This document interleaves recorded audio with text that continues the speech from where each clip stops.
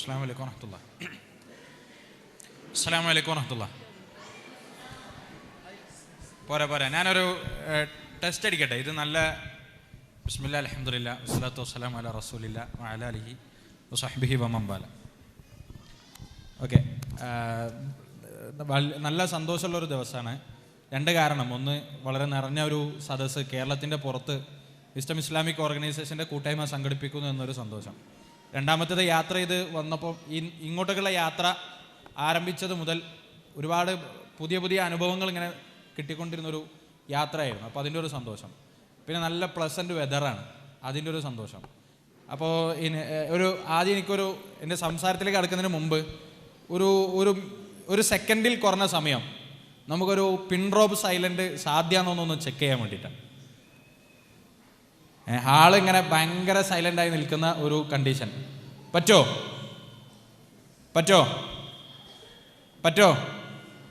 ഒച്ചണ്ടാവ് പേടിച്ചിട്ടാണ് ഉണ്ടാത്തത്? റെഡിയാണോ? ഓക്കെ, എന്നാൽ നമുക്ക് ടെസ്റ്റ് ചെയ്ത് നോക്കാം.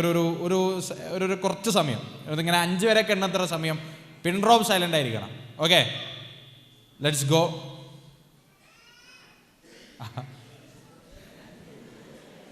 ഓക്കെ, അപ്പോൾ അത് നമ്മൾ ശ്രമിച്ചാലും സാധ്യമല്ല എന്നാണ് ഞാൻ മനസ്സിലാക്കുന്നത്. ഞാൻ വരാം. വളരെ മനോഹരമായൊരു സദസ്സാണ്, വൈബ്രൻ്റായൊരു സദസ്സാണ്.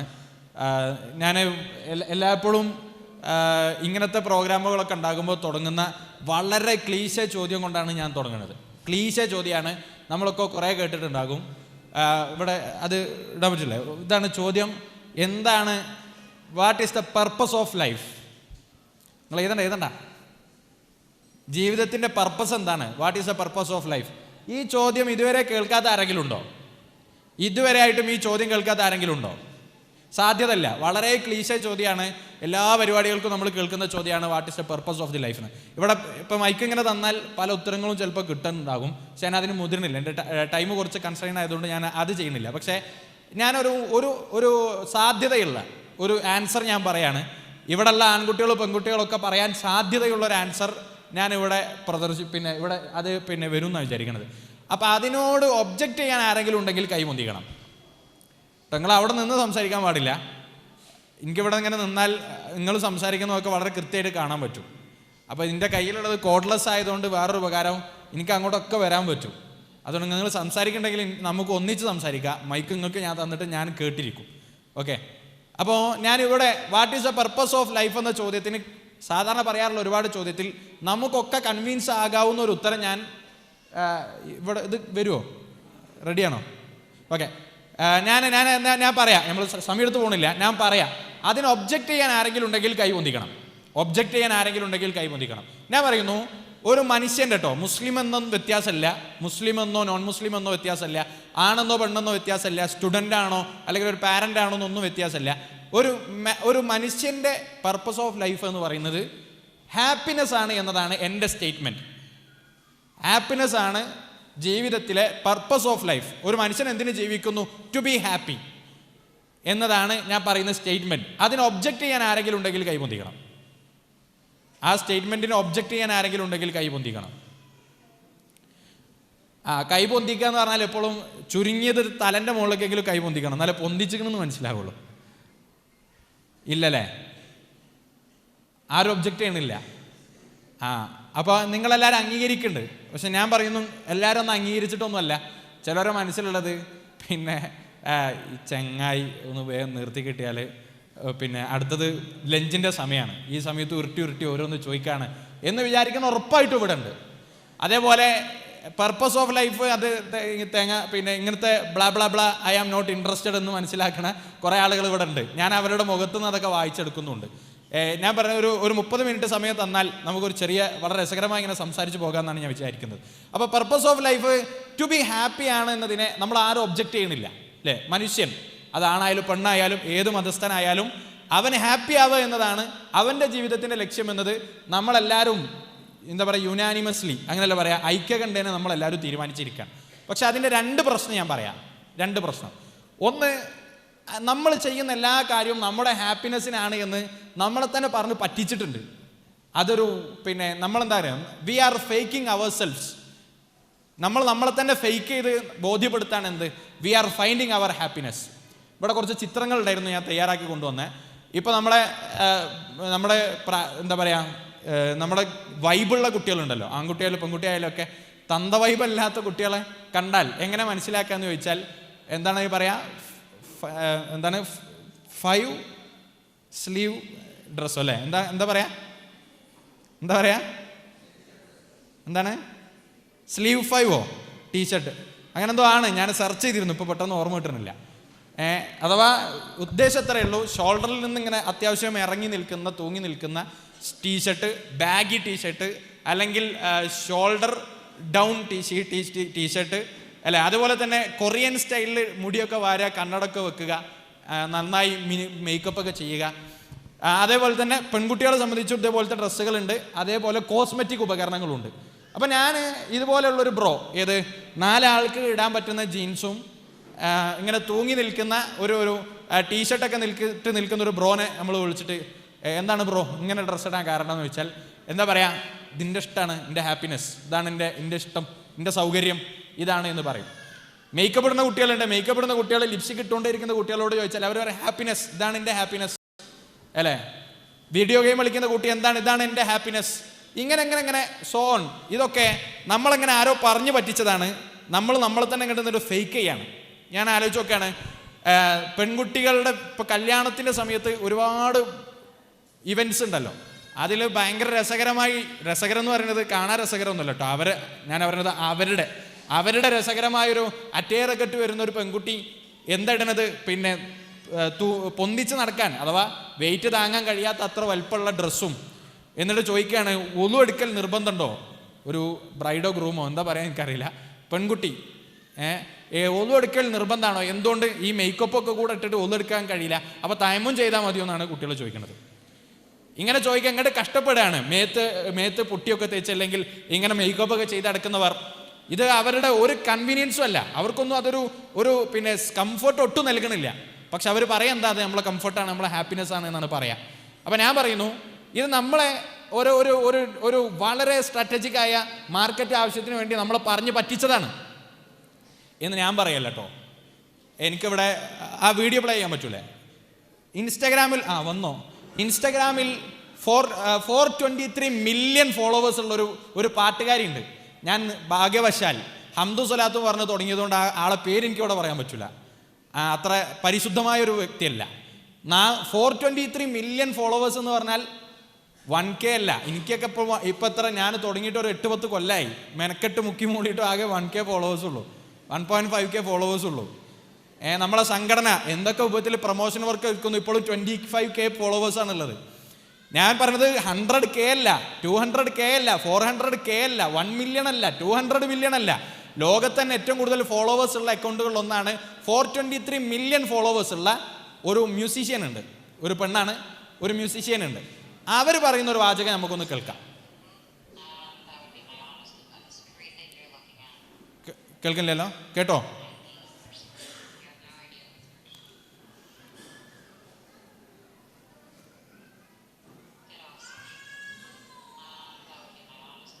ഓക്കെ, നമ്മൾ എന്തായാലും ആളവിടെ കാണാൻ പറ്റില്ല. ഞാൻ പറഞ്ഞതുപോലെ ഇത് ഹംദു സ്വലാത്തൊക്കെ ചൊല്ലി തുടങ്ങുന്ന പരിപാടി ആയതുകൊണ്ട് കാണിക്കാൻ പറ്റാത്തതുകൊണ്ടാണ് ബ്ലറാക്കി കാണിച്ചത്. അവർ പറയണത് 423 മില്യൺ ഫോളോവേഴ്സ് ഉള്ളൊരു പിന്നെ സെലിബ്രിറ്റി പറയാണ്, ഞാൻ പുതിയ കുട്ടികളോട് ഞാൻ എന്തെങ്കിലും അഡ്വൈസ് കൊടുക്കുന്നുണ്ടെങ്കിൽ എൻ്റെ ഒറ്റ അഡ്വൈസ് സോഷ്യൽ മീഡിയ ഒമിറ്റ് ചെയ്യുക എന്നുള്ളത് മാത്രമാണ്. കാരണം എൻ്റെ 423 മില്യൺസിനോട് ഞാൻ പറയുന്നത് ഒന്നും ഒറിജിനൽ അല്ല, 95% ഫേക്കാണ്. എന്നിട്ട് അവർ പറയാണ്, ഞാൻ എൻ്റെ അക്കൗണ്ട് ഹാൻഡിൽ ചെയ്യുന്നത് പോലും ഞാനല്ല, എൻ്റെ മാനേജേഴ്സാണ്. അപ്പോൾ നമ്മൾ ഈ കാണുന്ന ആളുകൾ ഇടുന്ന ഡ്രസ്സ് കണ്ടിട്ട് നമ്മൾ പറയാണ്, ഇതാണ് ഫാഷൻ, ഇതാണ് ട്രെൻഡ്, ഇതാണ് പുതിയ കാലം, ഇതാണ് മോഡേണിറ്റി എന്ന് നമ്മൾ പറയാണ്. അവർ പറയാണ് എൻ്റെ കൺവീനിയൻസിനാണെന്ന് പറഞ്ഞിട്ട് അവർ ധരിക്കുക. അവരവരുടെ കുടുംബത്തിൽ അങ്ങനെ ഒന്നുമല്ല, അവരവരുടെ ഫാമിലിയിൽ അങ്ങനെയല്ല, അവരവരുടെ വീട്ടിൽ അങ്ങനെയല്ല. പക്ഷേ മാർക്കറ്റിങ്ങിന് വേണ്ടി അവർ എക്സിബിറ്റ് ചെയ്യുന്ന കാര്യങ്ങൾ കണ്ട് നമ്മൾ പറയാണ്, ഓ ഇതാണ് പുരോഗമനം, ഇതാണ് മോഡേണിറ്റി, ഇതാണ് പുതിയ കാലം, ഇതാണ് ന്യൂജൻ, ഇതാണ് ട്രെൻഡ് എന്നൊക്കെ പറഞ്ഞിട്ട് നമ്മൾ അതിനെ ഫോളോ ചെയ്യുന്നത്. ഒന്നിട്ടോ. രണ്ടാമതൊരു കാര്യം ഞാൻ പറയാൻ, നമ്മൾ ഈ ഇമിറ്റേറ്റ് ചെയ്യുന്ന ആളുകളുടെയൊക്കെ അവസ്ഥ ഇതാണ്. ഇനി നോക്കൂ, ഇവിടെ ഗൂഗിളിൻ്റെ ഏതെങ്കിലും ഒരു പ്രൊഡക്റ്റ് ഉപയോഗിക്കാത്ത ആരെങ്കിലും ഇവിടെ ഉണ്ടോ? ഗൂഗിളിൻ്റെ ഒരു പ്രൊഡക്റ്റെങ്കിലും ഉപയോഗിക്കാത്ത ജീവിതത്തിൽ ഇതുവരെ ഗൂഗിളിൻ്റെ ഒരു പ്രോഡക്റ്റും ഉപയോഗിക്കാത്ത ആരെങ്കിലും ഇവിടെ ഉണ്ടോ? ഇല്ല അല്ലേ? ഗൂഗിൾ പേ ആയിട്ടും യൂട്യൂബ് ആയിട്ടും ഗൂഗിൾ സെർച്ച് എഞ്ചിനായിട്ടും ജിമെയിലായിട്ടും അസംഖ്യം നമ്പർ ഓഫ് പ്രൊഡക്ട്സ് നമ്മളൊക്കെ കൺസ്യൂം ചെയ്യുന്നുണ്ട്. എന്നാൽ ഞാൻ ഒരു ചോദ്യം ചോദിക്കുകയാണ്, നിങ്ങൾ കൈ ഒന്നിക്കണ്ട. കോസ്മെറ്റിക്സ് ഇതുവരെ ഉപയോഗിക്കാത്ത ആളുകൾ എത്ര ഉണ്ടെന്ന് ചോദിച്ചാൽ ഞാൻ വിശ്വസിക്കുന്നു കുറച്ച് ആളുകൾ ഒഴിച്ച് ജീവിതത്തിൽ ഇതുവരെ കോസ്മെറ്റിക്സ് ഉപയോഗിക്കാത്ത ആളുകളുണ്ടാവും. ഇതിൻ്റെ പ്രപ്പോഷൻ മനസ്സിലാക്കാൻ വേണ്ടിയിട്ടാണ് ഞാൻ പറയുന്നത്. ഗൂഗിൾ ഉപയോഗിക്കുന്ന ആളുകളുടെ എണ്ണവും കോസ്മെറ്റിക്സ് ഉപകരണങ്ങൾ ഉപയോഗിക്കുന്ന ആളുകളുടെ എണ്ണവും തമ്മിലുള്ള പ്രപ്പോഷൻ മനസ്സിലാക്കാൻ വേണ്ടിയിട്ടാണ് ഞാനത് പറയുന്നത്. ഇനി നോക്കൂ, ഞാൻ ഒരു വർഷം മുമ്പ് എൻ്റെ ഫോണിൽ ചെയ്തൊരു ഗൂഗിൾ സെർച്ചാണിത്. കോസ്മെറ്റിക്സ് ഇൻഡസ്ട്രി ഒരു കൊല്ലം ഉണ്ടാക്കുന്ന റവന്യൂ നോക്കുമ്പോൾ ഏകദേശം $262.21 ബില്യൺ ആണ്. കോസ്മെറ്റിക് ഇൻഡസ്ട്രി ഉണ്ടാക്കുന്ന ഒരു വർഷത്തെ ഇൻകം ജനറേഷനാണ്. അതേസമയം ഗൂഗിളിൽ ഞാൻ നോക്കുമ്പോൾ 279.8 ബില്യൺ മാത്രമാണ് ഗൂഗിൾ ഒരു വർഷം ഉണ്ടാക്കിയിട്ടുള്ള റവന്യൂ. നിങ്ങൾ ആലോചിച്ച് നോക്കി. നമ്മളെല്ലാവരും ഇതിൻ്റെ പ്രപ്പോഷൻ എത്ര വ്യത്യാസം ഉണ്ടെന്ന് നിങ്ങൾ ആലോചിച്ച് നോക്കണം. എനിക്ക് തോന്നുന്നു ഒരു റഫ് കണക്ക് പറഞ്ഞാൽ ഒരു പക്ഷേ ഏറ്റവും ചുരുങ്ങിയ പക്ഷം 5000:1 ആയിരിക്കും. 5000 ആളുകൾ ഗൂഗിൾ പ്രൊഡക്ട്സ് ഉപയോഗിക്കുമ്പം നമ്പർ ഓഫ് പ്രൊഡക്ട്സ് ഉപയോഗിക്കുമ്പോൾ ഒരാൾ മാത്രമായിരിക്കും ചിലപ്പോൾ കോസ്മെറ്റിക് ഉപയോഗിക്കുന്ന ആളുകൾ.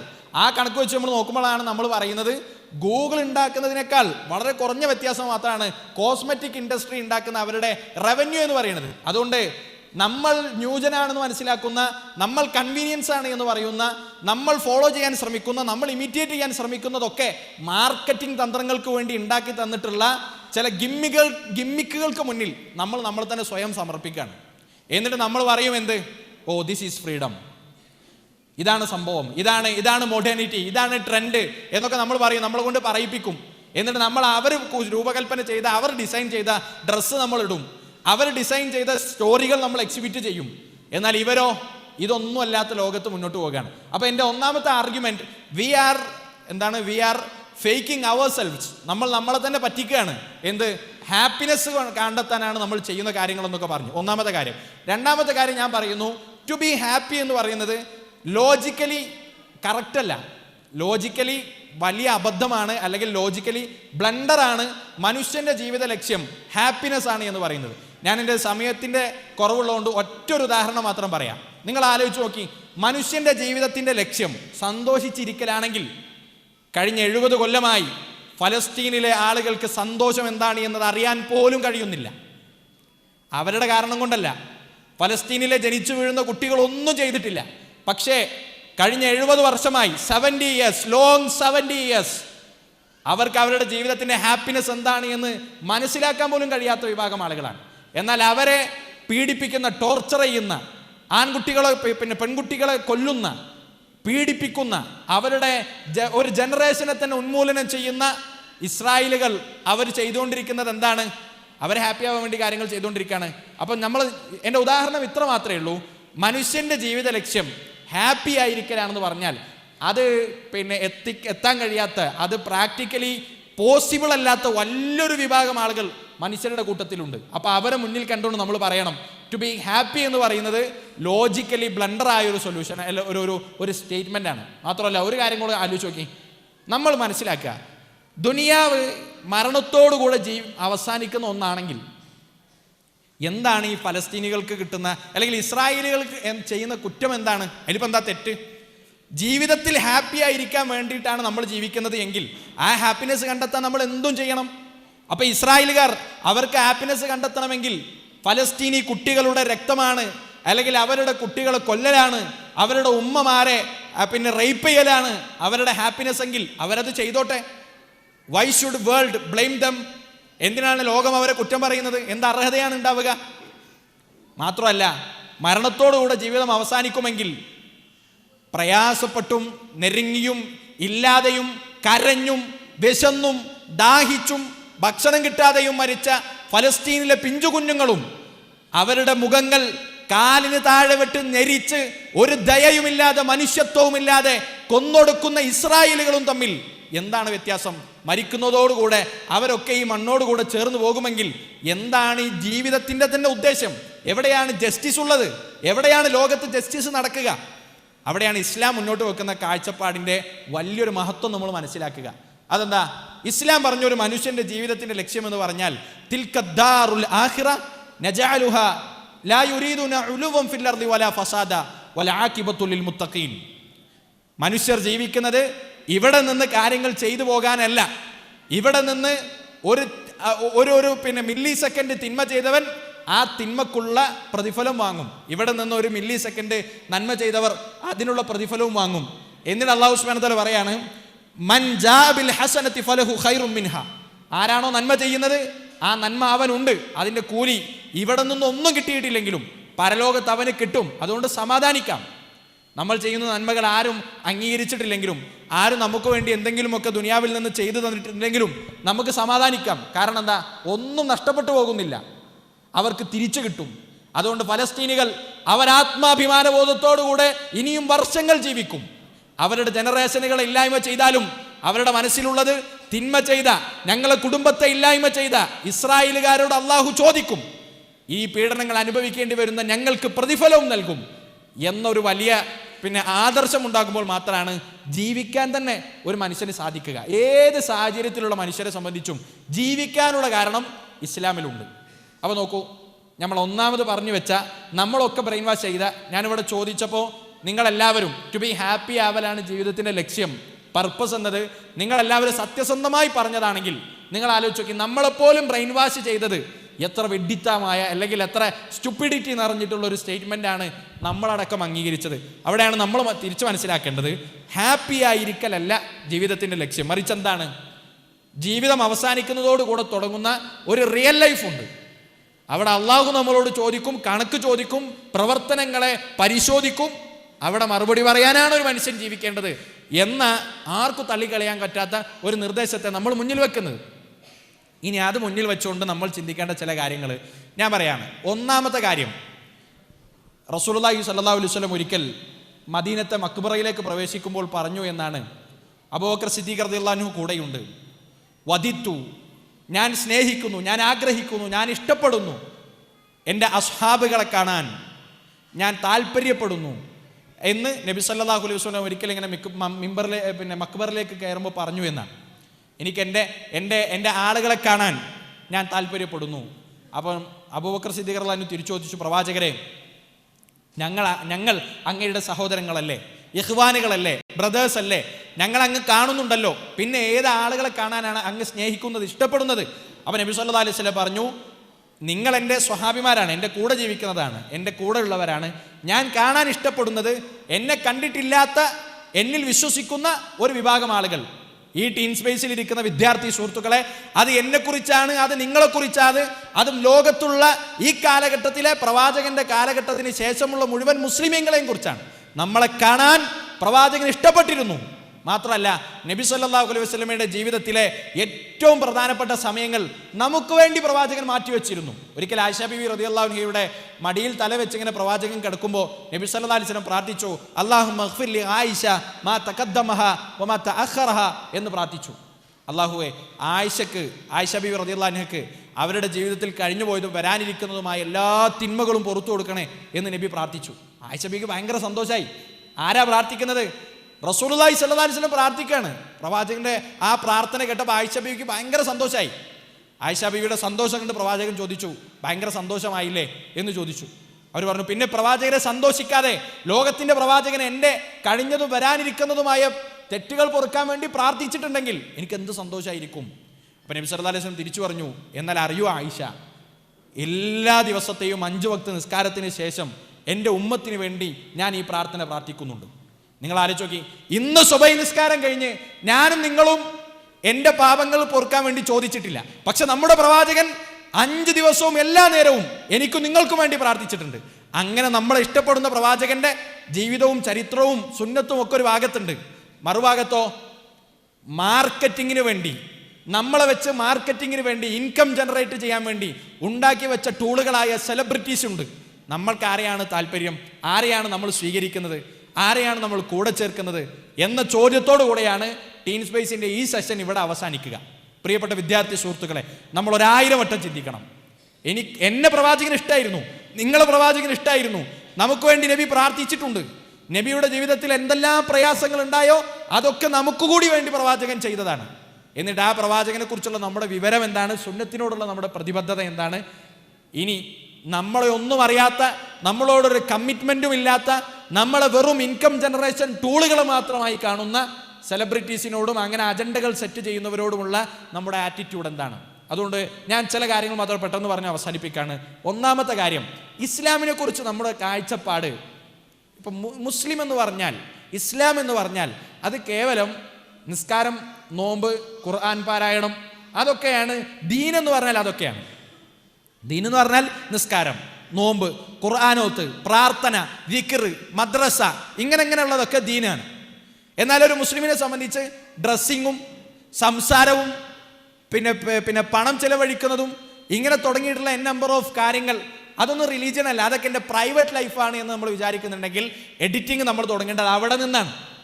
ഇസ്ലാമിൻ്റെ ഒരു പ്രത്യേകത, ഇസ്ലാം എന്ന് പറയുന്ന ദീന് ഉൾക്കൊള്ളുന്നത് പള്ളിക്കകത്ത് മാത്രമല്ല, മറിച്ച് നബി സല്ലല്ലാഹു അലൈഹി വസല്ലം നമ്മളെ ജീവിതത്തിലെ ഒരു ദിവസം തുടങ്ങുന്നത് മുതൽ അവസാനിക്കുന്നത് വരെ എങ്ങനെ സംസാരിക്കണം, സംസാരിക്കരുത്, എങ്ങനെ ഡ്രസ്സ് ഇടണം, ഇടരുത്, എങ്ങനെ നടക്കണം, എങ്ങനെ നടക്കരുത്, ആരോടൊക്കെ സൗഹൃദം ഉണ്ടാകാം, ഫ്രണ്ട്ഷിപ്പ് ഉണ്ടാകാം, ആരോടൊക്കെ ഉണ്ടാകരുത് എന്ന് വളരെ കൃത്യമായി പഠിപ്പിക്കപ്പെട്ട ഒരു കമ്മ്യൂണിറ്റിയാണ് നമ്മൾ.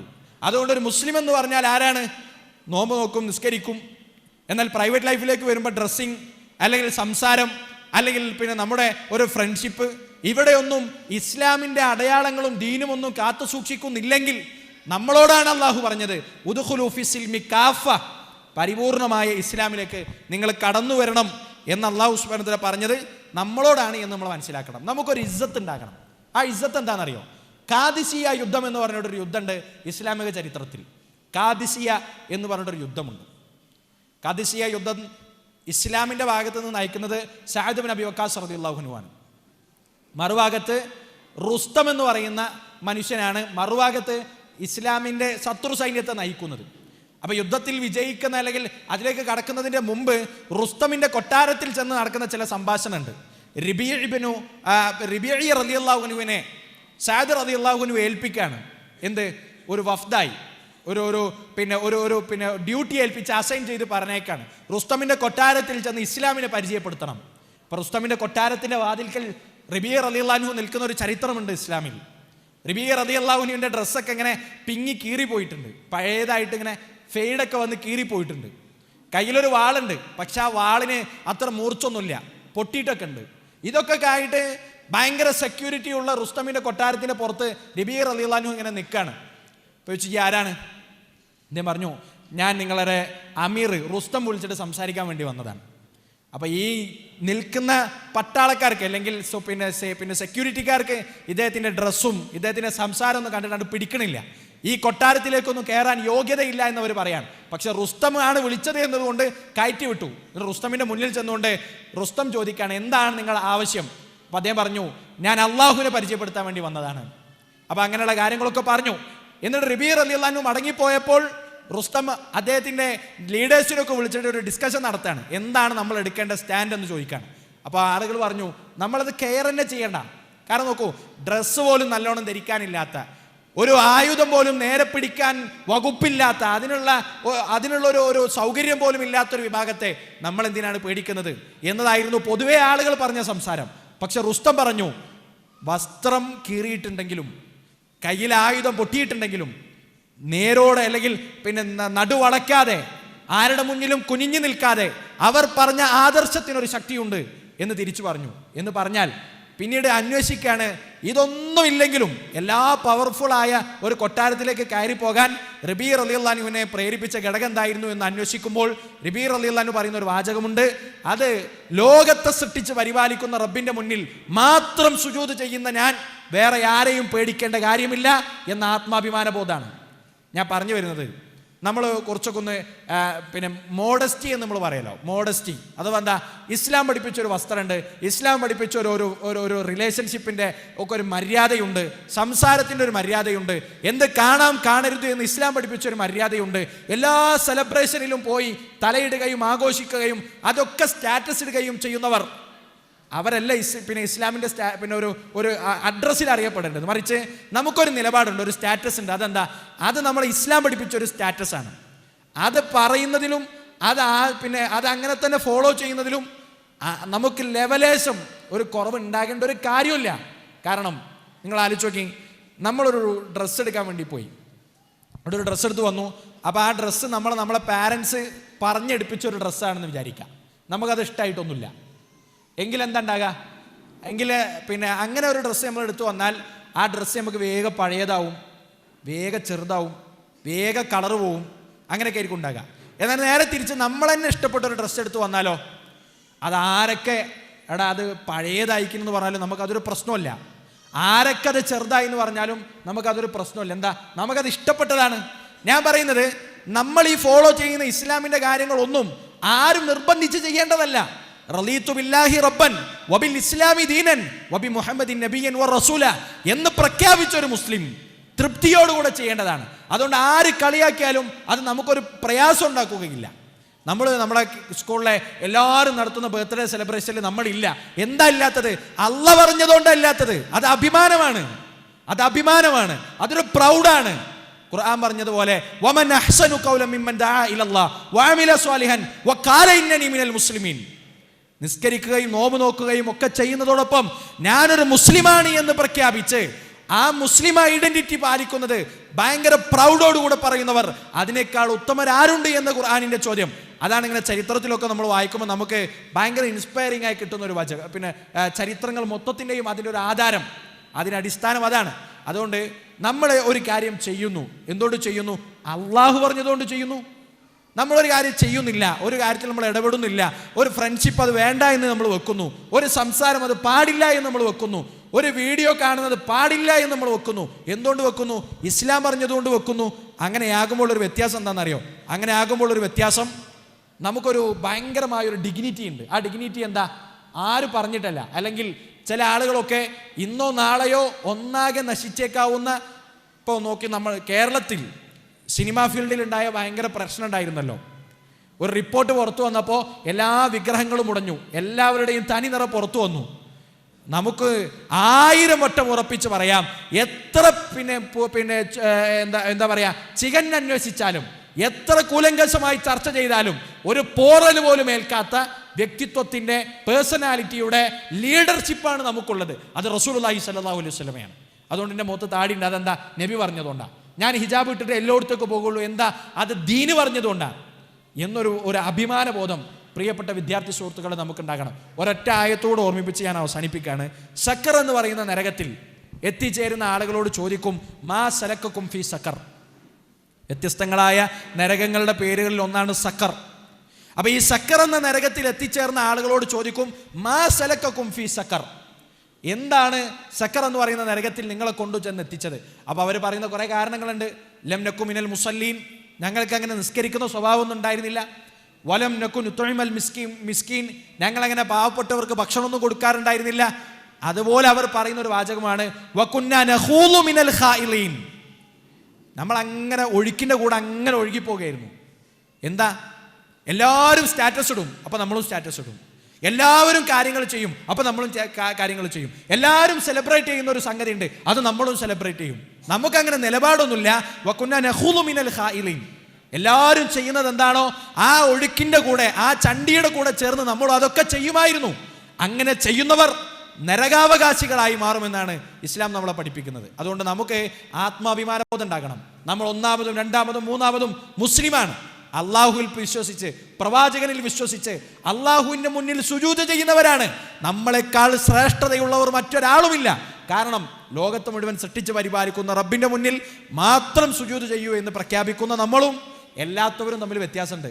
അത് സുജൂദിൽ മാത്രമല്ല, ജീവിതത്തിൻ്റെ എല്ലാ മേഖലയിലും നമ്മൾ എന്തുകൊണ്ടൊരു കാര്യം ചെയ്യുന്നു അത് ദീന് പറഞ്ഞുകൊണ്ടാണ്, എന്തുകൊണ്ട് നമ്മളൊരു കാര്യം ചെയ്യുന്നില്ല അത് ദീന് പറഞ്ഞതുകൊണ്ടാണ് എന്ന് പ്രഖ്യാപിക്കാൻ നമ്മൾക്ക് പറ്റിയാൽ ഡിഗ്നിറ്റി ഉണ്ട്. റസൂലുള്ളാഹി സ്വല്ലല്ലാഹി അലൈഹി വസല്ലമയുടെ ജീവിതം, അതിനെക്കുറിച്ച് പഠിച്ചവരും പറഞ്ഞവരും ഒക്കെ ആരും പ്രവാചകനെ ബ്ലെയിം ചെയ്തിട്ടില്ല.